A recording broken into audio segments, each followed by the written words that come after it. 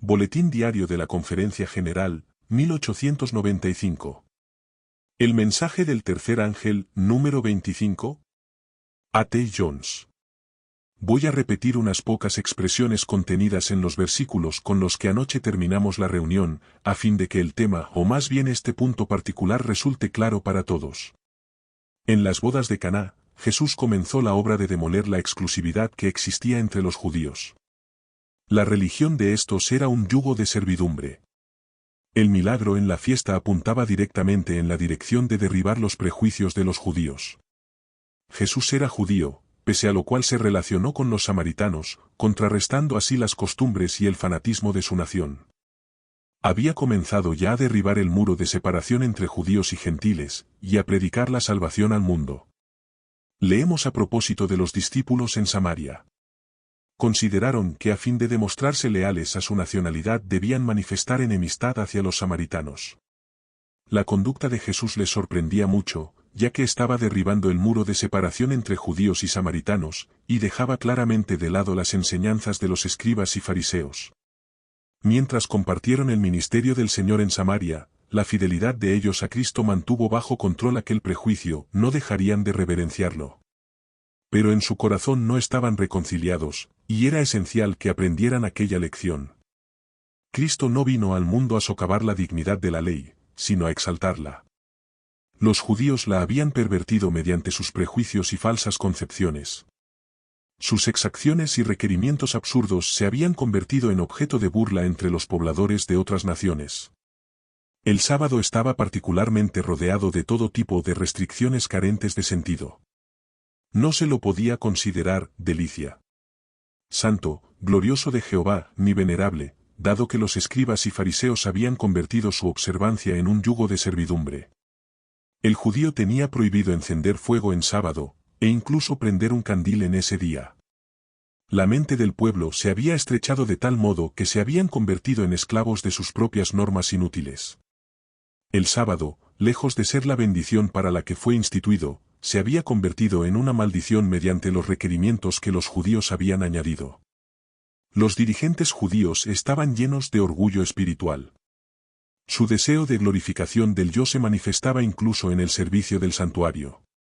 Cuando se vieron afligidos por sucesivas calamidades y persecuciones de parte de sus enemigos, los judíos se volvieron a la observancia estricta de todas las formas externas que prescribía la ley sagrada. No satisfechos con eso, añadieron condiciones gravosas a esas ceremonias. Su orgullo y cerrazón les llevó a la interpretación más restrictiva posible de los requerimientos divinos.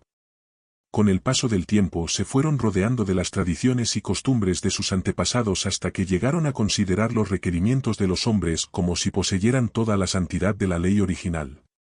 Esa confianza en ellos mismos y en sus propios estatutos, junto a los prejuicios que albergaban hacia todas las demás naciones, les llevaron a resistir al Espíritu de Dios. Leamos ahora algunas otras citas cortas. En todas sus lecciones Jesús presentaba a los hombres la inutilidad de una obediencia meramente ceremonial. Al no discernir las cosas espirituales, los judíos se habían vuelto terrenales. En consecuencia, cuando Cristo les presentó las verdades mismas que eran el alma de sus servicios, ellos, mirando solo a lo exterior, le acusaron de procurar derribarlas. Él sabía que sacarían partido de aquellas obras de misericordia como poderosos argumentos para influir en la mente de las masas que habían estado toda su vida aprisionadas por las restricciones y exacciones judías. Pero su conocimiento del hecho no le impidió derribar el muro de superstición carente de sentido con el que ponían barreras al sábado. Su acto de misericordia honraba al día, mientras que aquellos que se quejaban contra él estaban deshonrando el sábado mediante sus ritos y ceremonias inútiles.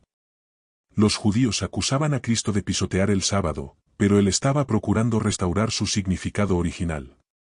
Las interpretaciones de la ley que daban los rabinos, todas sus gravosas y minuciosas exacciones, despojaban al sábado de su auténtico propósito y daban al mundo una concepción falsa de la ley divina y del carácter de Dios. Las enseñanzas de ellos representaban virtualmente a Dios como dando leyes que resultaban imposibles de obedecer para los judíos, y con mayor razón para los demás. Así, en su mundanalidad, se separaban de Dios en espíritu mientras que hacían profesión de servirle. Estaban haciendo exactamente la obra que Satanás quería que hicieran. Su curso de acción era una acusación contra el carácter de Dios, a quien presentaban como un tirano. Daban la impresión de que la observancia del sábado, tal como Dios la requería, endurecía el corazón del hombre y lo convertía en antipático y cruel. Cristo no vino para menospreciar lo que habían dicho los patriarcas y profetas, puesto que él mismo había hablado por medio de aquellos hombres representativos. Él mismo era el originador de toda verdad. Toda gema de verdad provenía de él. Pero esas gemas preciosas se habían enmarcado en esquemas falsos. La preciosa luz que de ellas brillaba se había empleado para fomentar el error. Los hombres las habían tomado para adornar la tradición y la superstición. Jesús vino para extraerlas de los falsos esquemas del error, engastándolas en el marco de la verdad. Donde se podría expresar más plenamente lo que significa la expresión, tendrán apariencia de piedad, pero negarán la eficacia de ella, si no es en aquel pueblo y en sus servicios. Cada una de esas declaraciones es simplemente otra forma de expresar el hecho de que poseían la forma de la piedad, pero careciendo del poder de ella. Actualmente estamos en un tiempo de la historia en que tener una apariencia de piedad mientras se niega la eficacia de ella es una maldición para el mundo. Las mismas verdades que se escribieron entonces en la Escritura en contra de aquella condición, constituyen la luz y la verdad de Jesucristo contra esa misma condición en nuestro día. Lo que salvaba entonces a la gente de la apariencia de piedad desprovista de poder, lo que los salvaba de aquella absurda sucesión de formas y ceremonias, del ceremonialismo y de la ley ceremonial que es simplemente ceremonialismo, lo mismo que los salvaba de ello entonces, ha de salvarlos hoy. ¿Qué es lo que los salvaba entonces? Él es nuestra paz, que de ambos pueblos hizo uno, derribando la pared intermedia de separación, aboliendo en su carne las enemistades, la ley de los mandamientos expresados en ordenanzas o ceremonias, que eran una forma de piedad desprovista del poder de ella, para crear en sí mismo de los dos un solo y nuevo hombre, haciendo la paz. Fue rendir a Jesucristo absolutamente todo interés en el universo, logrando así la destrucción de esa enemistad lo que los salvó del ceremonialismo, y nada menos que eso nos salvará hoy de él. Nada menos que eso va a salvar a los adventistas del séptimo día del ceremonialismo y de seguir hoy ese mismo curso de la ley ceremonial. Profesor Prescott, quisiera asegurarme de que comprendemos claramente la idea, ya que todo parece centrarse en este punto. Hemos de comprender que Jesucristo, en aquel tiempo, realmente no solo abolió aquella ley ceremonial, sino que hizo mucho más que eso, aboliendo la ley ceremonial en todo lugar y para siempre, sin importar cómo estuviera expresada. Así es, ese es exactamente el punto. Lo abordaremos desde otra perspectiva. ¿Cuál era la causa de toda esa separación entre judíos y gentiles? ¿Por qué tenían una forma de piedad sin el poder de ella? ¿Cuál fue el problema de los discípulos cuando fueron con Jesús a Samaria? La enemistad, el pecado, el yo. Pero en la enemistad, el pecado y el yo, todo pertenece al yo.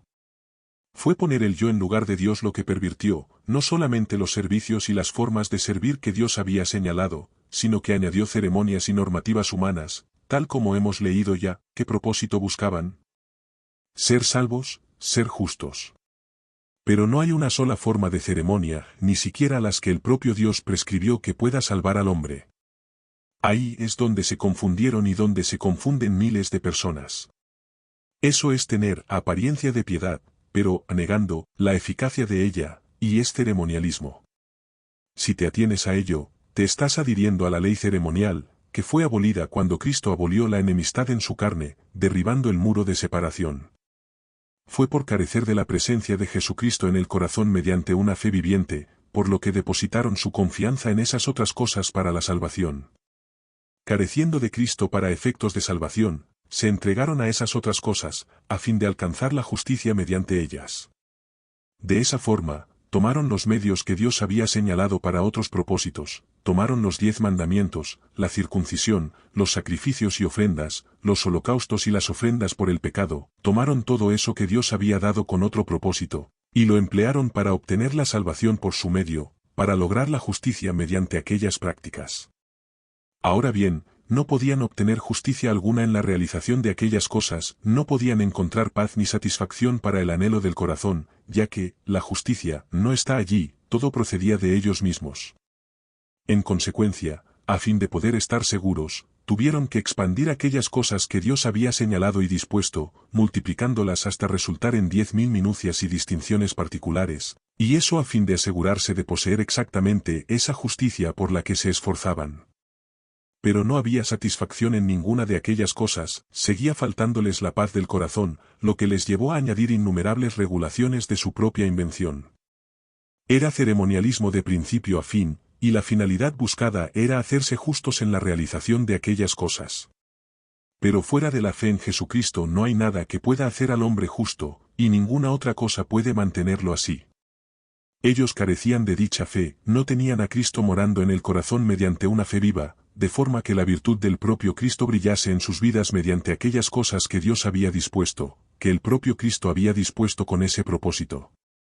En consecuencia, cuando procuraban obtener la justicia por medio de aquellas cosas que eran simplemente la expresión de su propio yo puesto a la obra, se perdían la auténtica justicia y el yo iba edificando eso que el testimonio identifica tan a menudo como el muro de separación, la pared divisoria, exacciones arbitrarias, levantar un cerco, según expresiones repetidas una y otra vez en toda forma concebible. ¿Qué hizo que se levantara tal muro? ¿Fue Dios quien lo erigió? No. ¿Quién fue? Ellos mismos. ¿Qué fue en ellos lo que lo produjo? El yo. Y ese yo, como tantas veces hemos visto, es enemistad contra Dios, no se sujeta a la ley de Dios ni puede realmente hacerlo. Leemos que los discípulos consideraron que a fin de demostrarse leales a su nacionalidad debían manifestar enemistad hacia los samaritanos, ¿adquirirla? No, manifestarla, adherirse a ella. Puesto que esa enemistad, que es simplemente la expresión del yo, fue la responsable del levantamiento de ese muro de separación, cuando Jesús quiso derribarlo y aniquilarlo, ¿cuál podría ser la única manera efectiva de lograrlo? Es comenzando por arriba, nivel a nivel, como se derriba un muro o un edificio, o quizá comenzando la demolición hacia la mitad de su altura. No. Se empieza por los fundamentos y se hace caer toda la estructura, es así como se logra la demolición de un muro o de un edificio. Jesucristo quería abolir todo aquello, quería eliminar totalmente aquel muro y convertirlo en ruinas, por lo tanto, atacó sus fundamentos. Y puesto que el motor, el fundamento de aquella absurda pared era la enemistad, Jesús la hizo caer aboliendo en su carne la enemistad, y junto con ella la ley de los mandamientos expresados en ordenanzas. Señor Gilbert, la propia palabra justicia resultó pervertida, de modo que ahora se considera que el justo es quien da limosna, al darla, obtiene en ello la justicia. El hermano Gilbert, hebreo de nacimiento y ciertamente judío, nos hace saber que esa misma idea persiste aún hoy entre los judíos, que la palabra justicia y el concepto de justicia se ha pervertido, significando simplemente lo que uno recibe como consecuencia de haber hecho algo, de haber dado limosna u otro tipo de buena obra. Se trata de justicia por las obras, por lo que uno hace sin Jesucristo. Es puro ceremonialismo, y es tan malo para los adventistas del séptimo día hoy como lo fue para cualquier fariseo en Judea hace 1800 años. Esa es la posesión de todo el que hace profesión de cristianismo sin Cristo, es la apariencia de piedad desprovista del poder, es solamente el fruto de la enemistad, eso es todo. Allí donde esté presente la enemistad, habrá ceremonialismo. No se lo puede desechar sin eliminar la enemistad, y por tanto tiempo como la enemistad esté allí, se hará notar. En algunos ámbitos se manifiesta como racismo, en otros como nacionalismo, como la línea germánica, la línea escandinava, etc. Si se les permitiera desarrollarse en su plenitud, habría tantas líneas en el mensaje del tercer ángel como colores y nacionalidades hay en el mundo. Pero en Jesucristo jamás puede darse una cosa así, y si no estamos en Jesucristo, ciertamente no estamos en el mensaje del tercer ángel. La enemistad queda abolida en Jesucristo, en consecuencia, en él no existen líneas divisorias, no hay una línea germánica, escandinava o la línea que sea. No hay blanco ni negro, no hay alemán, francés, escandinavo, inglés o nacionalidad alguna, sino Jesucristo manifestado en todos, mediante todos y en todos vosotros. Pero esas divisiones no serán erradicadas, ni siquiera entre los adventistas del séptimo día a menos que previamente se haya eliminado la enemistad mediante una fe viva en Jesucristo que le entregue a él la voluntad a fin de recibir esa imagen divina viviente de la que nos habló el hermano Prescott anoche. Ese es el punto en el que estamos, y eso es verdad presente tanto para los adventistas del séptimo día como para los demás. Continúa tratándose del mismo clamor: salid de ella, pueblo mío, para que no seáis partícipes de sus pecados ni recibáis parte de sus plagas, porque sus pecados han llegado hasta el cielo y Dios se ha acordado de sus maldades. Tenemos otra palabra al respecto. Presenta el cuadro completo en sus dos fases. Por aquel tiempo los israelitas habían llegado a considerar los servicios relacionados con los sacrificios como si tuvieran en ellos mismos virtud para expiar el pecado. De esa forma habían perdido de vista a Cristo, a quien señalaban esos servicios. Dios les enseñaría que todos esos servicios carecían por ellos mismos de valor, tal como sucedía con la serpiente de bronce. Igual que en el caso de esta, habían de dirigir sus mentes a Cristo, la gran ofrenda por el pecado.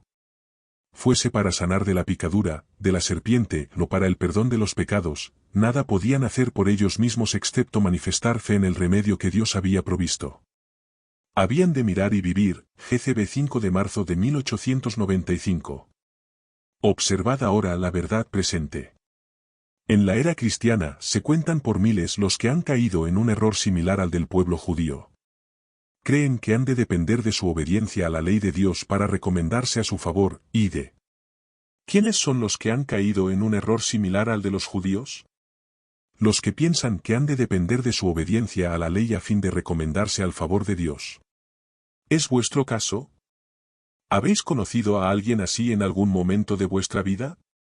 Gracias a Dios por haber derribado el muro de separación.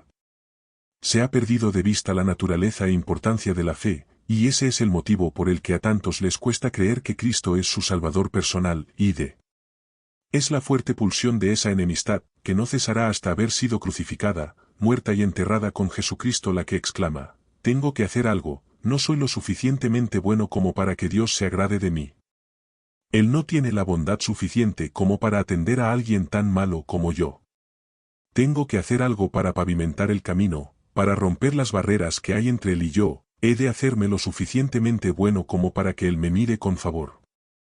Por consiguiente, debo guardar los mandamientos y los voy a guardar, voy a firmar un pacto, voy a establecer un acuerdo y lo voy a cumplir.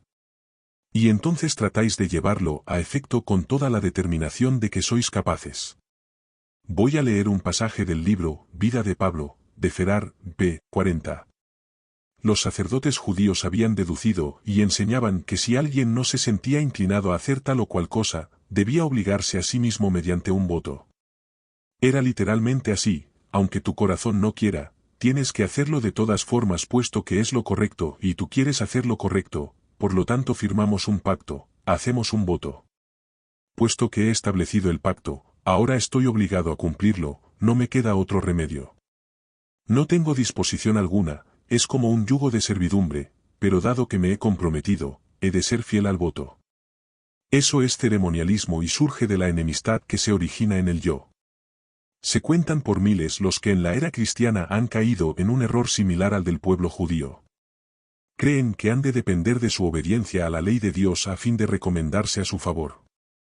Se ha perdido de vista la naturaleza e importancia de la fe, y ese es el motivo por el que a muchos les cuesta creer en Cristo como su Salvador personal. GCB 5 de marzo de 1895. Cuando crees en Cristo como tu Salvador personal, cuando en tu corazón vive y reina la fe verdadera, no necesitas votos para forzarte a hacer esto o aquello.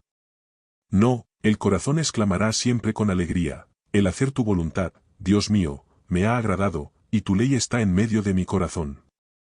Jesús derribó la pared divisoria. Abolió en su carne esa enemistad que se opone a la fe y que mantiene al hombre separado de Dios. Abolió esa enemistad que habría mantenido al hombre alejado de Cristo, que habría interpuesto alguna otra cosa, cualquier cosa en lugar de Cristo, eso que lo hace depender de alguna otra cosa y de cualquier otra cosa bajo el sol para ser salvo, cualquier cosa que no sea Cristo, pero fuera de él, nada hay bajo el sol, sea en el cielo, en la tierra o en cualquier otro lugar, capaz de salvar. Solo Cristo y la fe en Cristo pueden hacerlo. Solo en Él hay salvación. Y si alguien tiene la expectativa de ser salvo por lo que llama fe en Cristo, más alguna otra cosa, sigue tratándose del mismo viejo ceremonialismo, sigue siendo el fruto de la enemistad. El hombre no se salva por la fe en Cristo y algo más. A algunos puede parecerles exagerado, por lo tanto, leeré la continuación. Cuando se les pide que miren a Jesús por la fe y que crean que sin ninguna buena obra de su parte Él los salva únicamente por los méritos de su sacrificio expiatorio, muchos comienzan a dudar. Como Nicodemo, exclaman, ¿cómo puede ser eso así? Sin embargo, nada se enseña con mayor claridad en las Escrituras. Aparte de Cristo, en ningún otro hay salvación, porque no hay otro nombre bajo el cielo, dado a los hombres, en que podamos ser salvos. Hechos 4:12. El hombre no tiene nada que presentar como expiación, nada con que satisfacer la justicia divina, única a la que la ley dará su aprobación. Incluso si fuera capaz de guardar perfectamente la ley a partir de cierto momento, eso no podría expiar sus transgresiones pasadas. La ley exige del hombre obediencia perfecta durante toda su vida, por lo tanto, a él le resulta imposible mediante su futura obediencia expiar siquiera un solo pecado. Si la gracia de Cristo no renueva el corazón, somos incapaces de obedecer la ley de Dios. Nuestros corazones son malos por naturaleza, ¿cómo, pues, podrían producir lo que es bueno? ¿Quién hará puro lo inmundo? Nadie. Job 14:4. Todo cuanto el hombre puede hacer sin Cristo está contaminado con el egoísmo y el pecado. Por consiguiente, todo el que pretende alcanzar el cielo mediante sus obras al guardar la ley, está procurando una imposibilidad. Es cierto que el hombre no puede ser salvo en la desobediencia, pero sus obras no han de ser suyas. Cristo ha de obrar en él el querer y el hacer según su buena voluntad. Si el hombre pudiera salvarse a sí mismo mediante sus propias obras, podría tener algo en sí mismo de que jactarse, pero es sólo mediante la gracia de Cristo como podemos recibir poder para realizar una acción justa. Algunos se equivocan al pensar que el arrepentimiento posee un valor tal como para expiar el pecado, pero eso no es posible. De forma alguna se puede aceptar el arrepentimiento como una expiación. Y hay más, es imposible que se dé el arrepentimiento sin la influencia del Espíritu de Dios. Se ha de impartir la gracia, el sacrificio expiatorio ha de hacerse efectivo en el hombre antes que éste pueda arrepentirse. El apóstol Pedro declaró respecto a Cristo, a éste, Dios ha exaltado con su diestra por príncipe y salvador, para dar a Israel arrepentimiento y perdón de pecados. Hechos 5:31. El arrepentimiento viene de Cristo tan ciertamente como el perdón. El pecador no puede dar el primer paso en el arrepentimiento sin la asistencia de Cristo. Dios hace que primeramente se arrepientan aquellos a quienes perdona. Nada excepto la fe en Jesucristo y solamente en Él, nada fuera de eso salva el alma, y ninguna otra cosa la mantiene salva. El gran problema con los judíos de principio a final consistió en tener tan alejado al Señor, que incluso hasta las cosas que les había dado para enfatizar su perfecta cercanía, fueron tomadas y utilizadas como indicativos de que estaba muy alejado. Los sacrificios, las ofrendas, el tabernáculo, el templo, sus servicios, todas esas cosas fueron empleadas por parte de los instructores judíos y por el pueblo, de forma que para ellos todos esos servicios apuntaran a un Cristo que estaría en alguna parte lejana. Se las comprendió como señalando al Mesías, pero un Mesías muy alejado. Se requería que se hicieran buenos a fin de traerlo cerca, y esas cosas eran vistas como si poseyeran virtud por ellas mismas, y por consiguiente dotadas con la capacidad de proporcionarles justicia. No estoy seguro de que los adventistas del séptimo día hayan superado esos conceptos que se resumen en un Cristo alejado. No estoy sugiriendo que los adventistas del séptimo día piensen que Cristo está ahora alejado. Al considerar el santuario terrenal y sus servicios, con sus sacrificios y ofrendas, temo que sigan creyendo que el propósito de ello era enseñarles acerca de un Cristo oculto en algún lugar remoto. Solemos repetir que todas esas cosas señalaban a Cristo, y ciertamente es así, pero evocaban a un Cristo cercano, no alejado. Era el propósito de Dios que captasen la idea de Cristo viviendo en sus corazones, no alejado 1800 años, no tan distante como los cielos de la tierra, sino presente en su experiencia vital cotidiana. Cuando comprendemos y nos atenemos a ese concepto, y estudiamos posteriormente el santuario, los sacrificios y ofrendas, el Evangelio tal cual lo presenta Levítico, veremos que se centraba en un Cristo vivo y presente como su Salvador en el día a día. Y veremos que lo mismo sucede también para nosotros hoy. Hay Evangelio, hay experiencia cristiana para nosotros hoy en Levítico, en Deuteronomio, en Génesis, en Éxodo y en toda la Biblia. Pero cuando leemos esos pasajes y afirmamos que esos sacrificios y ofrendas se referían a un Cristo que estaba alejado de los judíos, y que era de esperar que mirando a través de esos servicios pudieran divisar a un Cristo que vendría de alguna forma en un futuro incierto y distante, cuando leemos esas escrituras y las interpretamos de ese modo, las estamos leyendo precisamente de la forma en que lo hicieron los judíos, y tomamos la misma postura que ellos sostuvieron entonces acerca de esas escrituras. Eso nunca funcionará. No debemos mirar al santuario con su mobiliario y parafernalia, tal como Dios lo estableció, estando su propia presencia en él, y pensar que todo eso les había de enseñar que Dios moraba solamente en el santuario celestial. Cuando lo vemos de esa forma es inevitable que pensemos que eso es todo lo cerca que puede estar también de nosotros ahora, puesto que eso es todo lo cerca que le concedemos haber estado de ellos. Si en su caso lo vemos de esa forma, de habernos encontrado allí personalmente en la misma situación, ¿cómo lo habríamos comprendido nosotros? Igual que ellos, lo que demuestra que de habernos encontrado allí habríamos seguido la misma conducta que ellos. Existe la tendencia, incluso entre nosotros, a considerar el santuario y sus servicios, a Dios morando en el santuario, a leer el texto, harán un santuario para mí, y habitaré en medio de ellos, y pensar, sí, Dios moraba entre ellos en el santuario, lo que dirigía la atención al santuario en el cielo, y llegará el momento en que Dios volverá a morar con su pueblo, ya que dice en referencia a la tierra nueva, el tabernáculo de Dios está ahora con los hombres. Él morará con ellos serán su pueblo, por lo tanto, en la tierra nueva Dios va a morar de nuevo con su pueblo. Pero, ¿dónde está Dios ahora? Eso es lo que queremos saber. ¿Qué importancia tiene para mí que Él morara con los judíos en Jerusalén hace 2 o 3 mil años? ¿Qué importancia tiene que Él vaya a morar con su pueblo en la tierra nueva? ¿Qué importa todo eso, si ahora no mora en mí? Si es que ahora no puede morar en mí, entonces tampoco podrá morar conmigo en la tierra nueva ni en el lugar que sea. De lo que quiero estar seguro, y cada alma necesita esa misma seguridad, es de que mora en mí ahora. Si lo situamos años atrás, relegándolo a la época de los judíos, para alejarlo a continuación en el futuro de la tierra nueva, ¿qué bien nos hace a nosotros ahora? ¿Cómo afecta eso ahora al ser humano? Tal ha de ser el objeto constante de nuestro estudio. Podéis, pues, ver que aquel sistema de ceremonialismo encerraba mucho más que simplemente algo pasajero que inquietó a los judíos por algún tiempo, para desvanecerse después. La naturaleza humana sigue siendo constantemente asediada de forma semejante mientras el diablo viva, tan ciertamente como el corazón humano albergue esa enemistad. Esa mente que no se sujeta a la ley de Dios ni puede hacerlo, tan ciertamente como exista en el mundo y por tanto tiempo como esté en él, lo maldecirá con el ceremonialismo. Y por tanto tiempo como haya algo de eso en mi corazón, pesará sobre él la maldición del ceremonialismo. Lo que se espera de nosotros es que hallemos tal liberación en Jesucristo, una victoria y una exaltación hasta la diestra de Dios en el cielo tan absolutas en él, que en él esa enemistad sea completamente aniquilada en nosotros. Entonces estaremos libres de ceremonialismo, de tradiciones y mandamientos de hombres, y de hombres que pretenden ser nuestra conciencia. Ver disertación del hermano Derlend en la página 167 del Bulletín. Se dice, tienes que hacer esto o aquello, o de lo contrario no puedes ser salvo.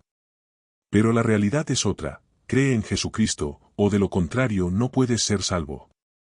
Ten verdadera fe en Jesucristo y serás salvo. Se trata de la misma batalla que se luchaba en los días y en la obra de Pablo. El apóstol predicaba solamente a Jesucristo para la salvación. Pero le vigilaban ciertos fariseos, que habían creído, protestando así, está bien creer en Jesucristo, pero hay algo más. Has de ser circuncidado y guardar la ley de Moisés, en caso contrario no puedes ser salvo. Aquel desafío perduró por años, y Pablo luchó siempre contra eso. No cedería ni por el espesor de un cabello, no admitiría compromiso alguno al respecto, si os circuncidáis, de nada os aprovechará Cristo. Los que por la ley os justificáis, de la gracia habéis caído, nada excepto Cristo y la fe en él.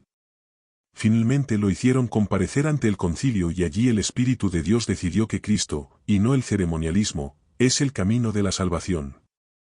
Esos son los hechos.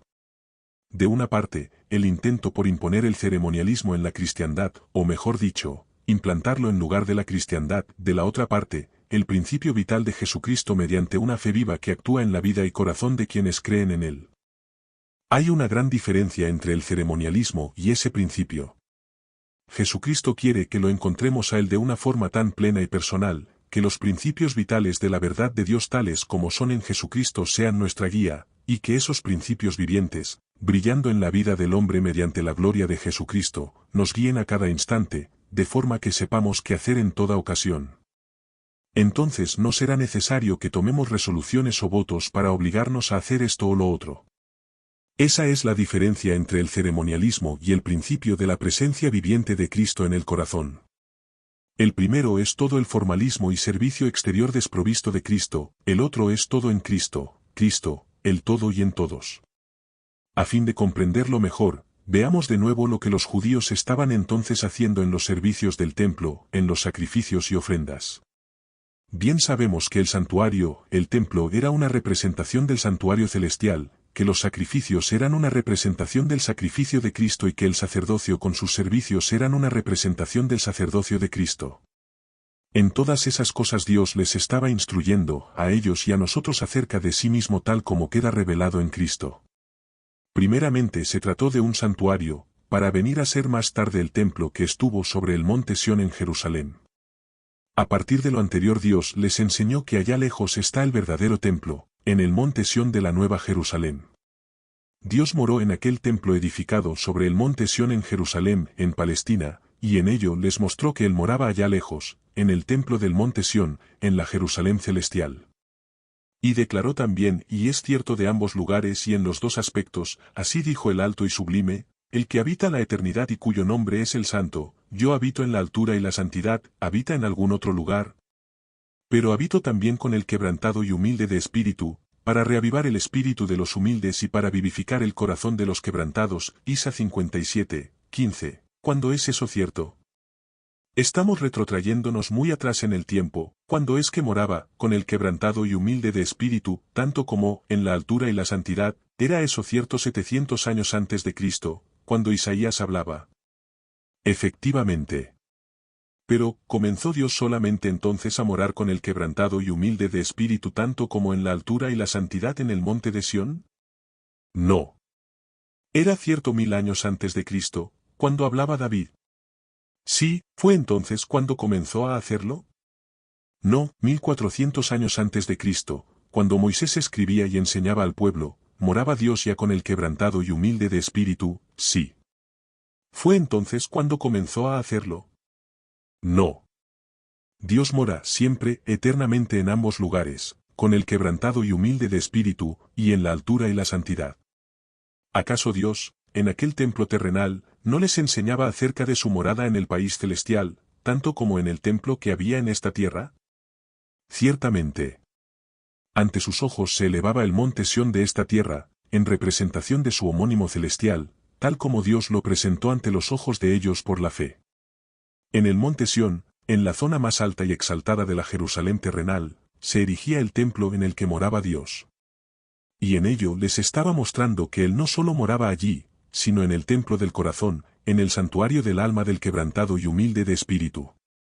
Estableciendo aquel templo entre los hombres pecaminosos y morando Él mismo entre ellos, les estaba enseñando también la forma en que iba a morar en el templo del cuerpo de Cristo, rodeado de hombres pecadores y en carne pecaminosa. Existía asimismo el sacerdocio del templo terrenal situado sobre el monte Sión en Jerusalén. Lo mismo es cierto del santuario de Silo, en el desierto. ¿Representaba en verdad el sacerdocio de Cristo? Ahora bien, ¿era eso la representación del sacerdocio de Cristo antes del año 1? ¿Debiéramos pensar que representaba solamente un futuro sacerdocio de Cristo que estaba aún alejado en el tiempo? No. Aquel sacerdocio en Jerusalén y en el santuario del desierto, representaba un sacerdocio que existía ya según el orden de Melquisedec, dice la Escritura, tú serás sacerdote para siempre, según el orden de Melquisedec. No dice eso. Tú eres sacerdote para siempre, según el orden de Melquisedec. ¿No era Melquisedec sacerdote en los días de Abraham? ¿No es acaso eterno el sacerdocio de Cristo, según orden de Melquisedec? ¿No veis, pues, que todo ese sistema de servicios dado a Israel tenía por objeto enseñarles la presencia de Cristo allí y entonces para salvación presente de sus almas, y no para la salvación de sus almas 1800, 2000 o 4000 años más tarde? Siempre ha sido el engaño de Satanás, y en él ha concentrado sus poderes, hacer creer que Cristo está tan alejado como sea posible imaginar. Cuanto más lejos pongan los hombres a Cristo, e incluso los que profesan creer en él, tanto más satisfecho está el diablo. Entonces despertará la enemistad que hay en el corazón natural y la pondrá a la obra de fomentar el ceremonialismo, que quedará establecido en el lugar de Cristo. ¿Existía también la circuncisión? ¿Era la señal de algo que vendría más tarde en algún tiempo? No.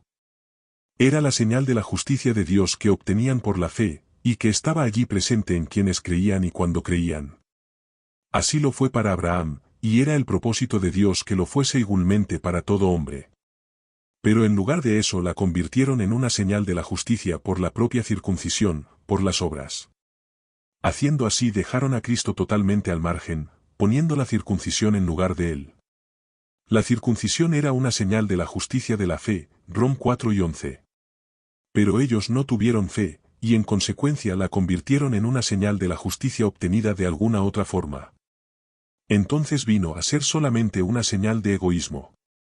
Dios les dio su ley, los 10 mandamientos, ¿lo hizo a fin de que obtuvieran la justicia mediante ella?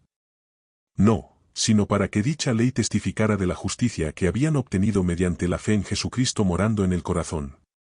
Esa era entonces la función de los 10 mandamientos, precisamente la misma que ahora. ¿Acaso los sacrificios que se ofrecían no eran un tipo de Cristo?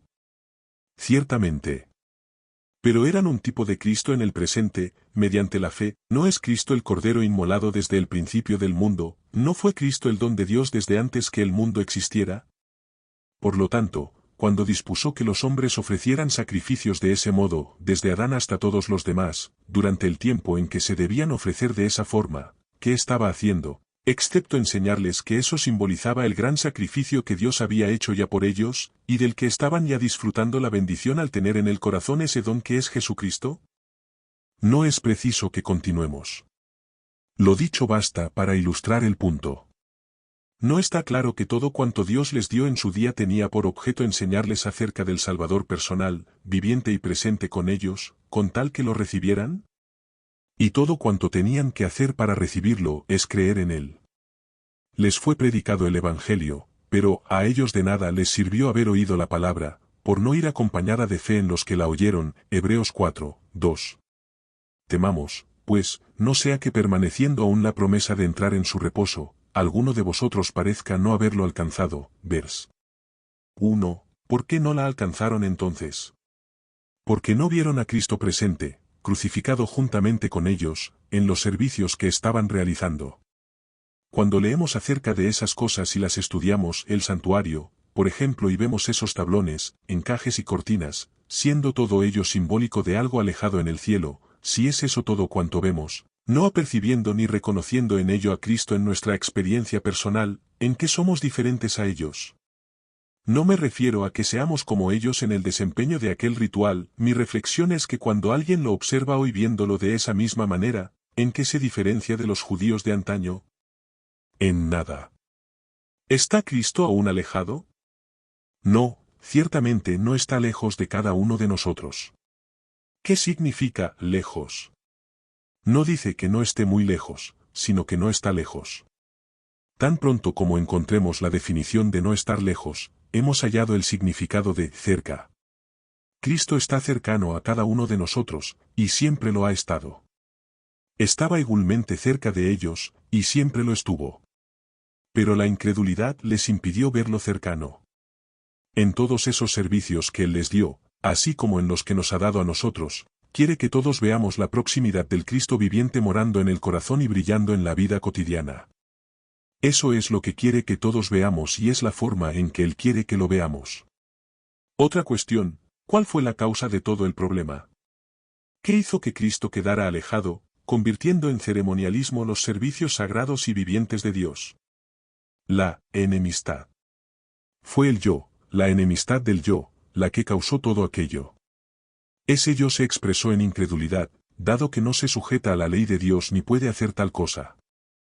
Eso puso un velo delante de sus ojos, de forma que fueran incapaces de ver más allá de lo que estaba ante ellos, incapacitándolos así para comprender cuál era el objetivo final. No podían comprender cuál era la finalidad, el fin de aquello que había de desaparecer, 2 Corintios 3 y 13. Y no es porque la finalidad pretendida estuviera tan alejada como para impedir que la divisaran desde el punto en que ellos estaban, de ninguna forma estaba ahí la dificultad. No podían ver el objetivo final de todo aquello, no podían ver cuál era el propósito en lo relativo a ellos mismos en aquel momento. Tenemos una gran facilidad para dar a esa expresión, 2 Corintios 3 y 13, en el sentido de estar señalando algún acontecimiento tan lejano como para imposibilitar que se hicieran una idea de cuál podía ser su finalidad. Esa comprensión es totalmente incorrecta. No, esas cosas que estaban ante sus ojos tenían el propósito de hacerles ver lo que estaba muy próximo a ellos, el propio Cristo presente de forma personal con ellos, morando en sus corazones en aquel mismo tiempo. Tal era el objeto buscado, la finalidad y el propósito de todo ello. Así, por medio de la enemistad, la incredulidad que llevaba al formalismo cegó su vista y puso un velo ante sus ojos, de forma que no pudieran captar el significado, el propósito de aquello que sería abolido. Y por tanto tiempo como el corazón del hombre albergue aún hoy esa enemistad, se manifestará en incredulidad y pondrá un velo ante su vista, impidiéndole ver la finalidad de aquellas cosas que fueron abolidas. No podrá comprender que el propósito de ellas era la presencia viviente de Cristo en el templo del corazón de forma cotidiana, mientras tenía lugar el servicio. Cristo es el significado de todo ello, y Cristo no está alejado. El objetivo y finalidad de todas aquellas cosas es algo muy cercano, sin embargo no pueden verlo. ¿Por qué? Leamos ahora 2 Corintios capítulo 3, comenzando por el primer versículo. ¿Comenzamos otra vez a recomendarnos a nosotros mismos? ¿O tenemos necesidad, como algunos, de cartas de recomendación para vosotros o de recomendación de vosotros? Nuestras cartas sois vosotros, escritas en nuestros corazones, conocidas y leídas por todos los hombres. Y es manifiesto que sois carta de Cristo expedida por nosotros, escrita no con tinta, sino con el Espíritu del Dios vivo, no en tablas de piedra, sino en tablas de carne del corazón. Esta confianza la tenemos mediante Cristo para con Dios. No que estemos capacitados para hacer algo por nosotros mismos, al contrario, nuestra capacidad proviene de Dios, el cual asimismo nos capacitó para ser ministros de un nuevo pacto, no de la letra. ¿Letra? ¿De qué? Del nuevo pacto, testamento. Ellos tenían la letra de ese pacto. No es así. Tenían la letra de ambos, el viejo y el nuevo, pero la letra es todo cuanto tenían, y era en la letra como lo tenían. Nos capacitó para ser ministros de un nuevo pacto, no de la letra, sino del Espíritu, porque la letra mata. ¿Cuál es la letra que mata? La del nuevo pacto o testamento, lo mismo que cualquier otra letra. Aquí tengo un libro. Contiene bastantes letras, que no son más que formas que expresan ideas. Esas letras no son las ideas, sino las formas que las contienen y que nos las transmiten a nosotros. Aquellas cosas eran la letra, las formas que contenían las ideas, el espíritu y la gracia de Dios. Es así, pero en todas ellas no vieron más que la letra. ¿Captaron la idea, la gracia, el espíritu? No, solo la forma, la letra, tal como leemos en Romanos 2 y 20, tienes en la ley la forma del conocimiento y de la verdad. Tenemos la ley de Dios. Considerémosla tal como la ve el hombre en la letra, esa es la forma, la perfecta forma del conocimiento y de la verdad. Considerémosla ahora tal cual es en Jesucristo, y entonces obtenemos la propia substancia, la idea completa, con toda su gracia y espíritu. A fin de que lo podáis ver leeré una de las mejores expresiones que he encontrado al respecto. Al mundo le fue presentada la justicia de la ley en el carácter de Cristo, St. 9 de junio, 1890. En la letra de la ley encontramos la forma de esta. Cuando el hombre la mira tal como está escrita en tablas de piedra o en una hoja de papel, aprecia la forma del conocimiento y la verdad, pero en Cristo tenemos la perfecta substancia y la idea misma. En la letra encontramos el perfecto patrón, la forma perfecta del conocimiento y la verdad, no obstante, se trata solo de la forma. En Cristo obtenemos la substancia y la idea misma del conocimiento y de la verdad expresados en las palabras, en la letra, que constituye la forma que contiene la verdad. Así pues, mientras que la letra mata, el espíritu vivifica. Gracias a Dios por ello. Si el ministerio de muerte grabado con letras en piedra fue con gloria, tanto que los hijos de Israel no pudieron fijar la vista en el rostro de Moisés a causa del resplandor de su rostro, el cual desaparecería, ¿cómo no será más bien con gloria el ministerio del Espíritu? No como Moisés, que ponía un velo sobre su rostro. ¿Qué hacía necesario que hubiera un velo ante su rostro? ¿Se trataba de evitar que los israelitas pudieran discernir? ¿Era para impedirles que comprendieran el propósito de aquello? No. El velo se debía a que el entendimiento de ellos se embotó. Cuando Moisés descendió del monte, su rostro brillaba con la gloria de Dios. Pero la pecaminosidad de ellos era la consecuencia de su incredulidad, que a su vez estaba causada por la enemistad. Eso hacía que aquel brillo que reflejaba la gloria de Dios los atemorizara y que huyeran de él. Cuando Moisés descubrió por qué rehusaban acercarse, se cubrió el rostro con un velo. Y aquel velo estaba allí solamente debido al velo que tenían en sus corazones mediante la incredulidad. ¿Lo captáis? Ellos no podían entender el propósito de aquel resplandor en el rostro de Moisés. ¿Por qué? Porque sus mentes estaban cegadas, el entendimiento de ellos se embotó. Ahora, ¿estaban cegadas sus mentes solamente allí y en aquella ocasión? No, porque hasta el día de hoy, les queda el mismo velo sin descorrer. ¿Cuándo? ¿Dónde? El velo sigue estando allí, cuando leen el antiguo pacto. Pero cuando se conviertan al Señor, el velo será quitado, porque en Cristo queda abolida la enemistad que tuvo su origen en la incredulidad. El entendimiento de ellos se embotó, porque hasta el día de hoy, cuando leen el antiguo pacto, les queda el mismo velo sin descorrer, el cual por Cristo es quitado. Y aun hasta el día de hoy, cuando se lee a Moisés, el velo está puesto sobre el corazón de ellos. Pero cuando se conviertan al Señor, el velo será quitado. ¿A cuántos corazones afecta ese velo? A todo corazón natural, ya que la mente del corazón natural, los designios de la carne, es enemistad contra Dios, no se sujeta a la ley de Dios ni puede hacerlo. El Señor es el Espíritu, y donde está el Espíritu del Señor, allí hay libertad. ¿Dónde? En Él, en quien encontramos la abolición de esa enemistad, la demolición de ese formalismo, la aniquilación de todo ceremonialismo, en quien encontramos vida y luz, la brillante gloria de Jesucristo. En Él hay libertad. En el Antiguo Testamento, en los servicios que el Señor había dispuesto, en los derechos y formas que les dio, vemos a Cristo, y en la práctica de todo lo que se había estipulado veremos solo la expresión del amor de Cristo que mora ya en el corazón por la fe. Por tanto, nosotros todos, mirando con el rostro descubierto y reflejando como en un espejo la gloria del Señor, somos transformados de gloria en su misma imagen, por la acción del Espíritu del Señor. Me alegra sobremanera que el Señor haya abolido el formalismo. Él ha derribado, demolido y convertido en ruinas el muro divisivo que separaba a unos hombres de otros, quitándolo del camino, clavándolo en la cruz. Cuando nosotros somos clavados en Él y con Él en la cruz, queda abolida nuestra enemistad y derribado el muro, de forma que somos uno en Jesucristo. Cristo lo es todo en todos, y eso es así a fin de que Dios pueda ser el todo en todos. 3 Libros1888.com